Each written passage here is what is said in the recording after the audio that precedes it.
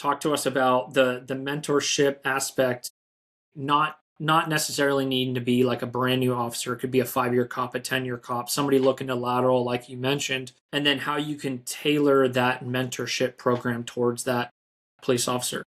Yeah.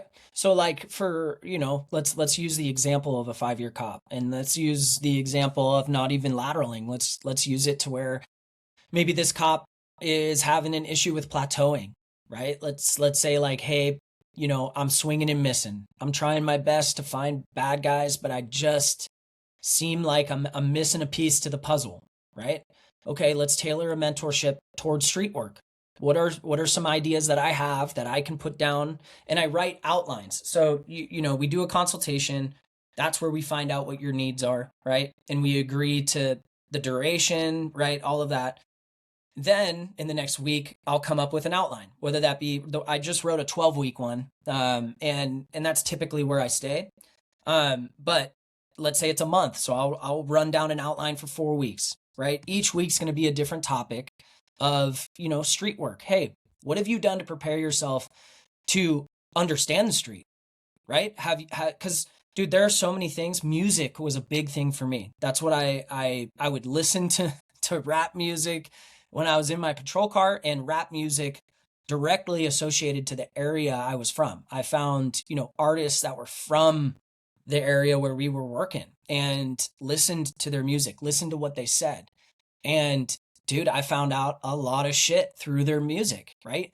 Their terminology for guns, what kind of cars they want to drive, because why do they want to drive those cars? Well, they're fast, right? They're automatics, and they're like one gear, whatever that transmission is. And in the one gear, it's quicker to speed off and run from the cops. So it's like, what preparation are you doing to be able to spot that bad guy, right? And once you spot that bad guy, do you have the ability to take on that bad guy? Because those are two very different things. And we can tailor the mentorship for either or both of those things. And it's really just, hey, where do you work? Cool. I'll do some research on crime rates and crime areas. And then I got to find out, what are your expectations of your department? Like, how do they view proactivity? What's that culture like within your police department? Mm-hmm. And then it's tailoring, like I said, let's develop a plan to kind of study, right? We're going to study the street, right? In this area are you guys having burglaries? Yes, we are. We're having a ton of auto burglaries.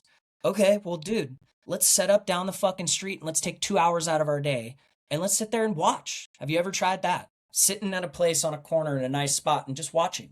Do you run plates? Are you running plates while you're behind the car, right? Before you even stop the car, are you running the plate, getting the RO, running the RO out?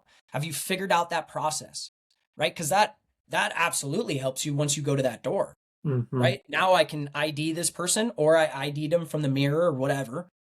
Now I have a plan, right? And really, street work for me was always that. It was always prepping myself for whatever plan I needed. And it was like, hey, if it was a general traffic stop, I had the same foundational work ethic, right, of what I do for safety. But the info that I was gathering before we even made that stop is all going to come into my proactiveness, right? Because now I understand what type of person it is based on their history. What have they been arrested for? If it's all dope, right? Okay, well, I'm thinking gun regardless.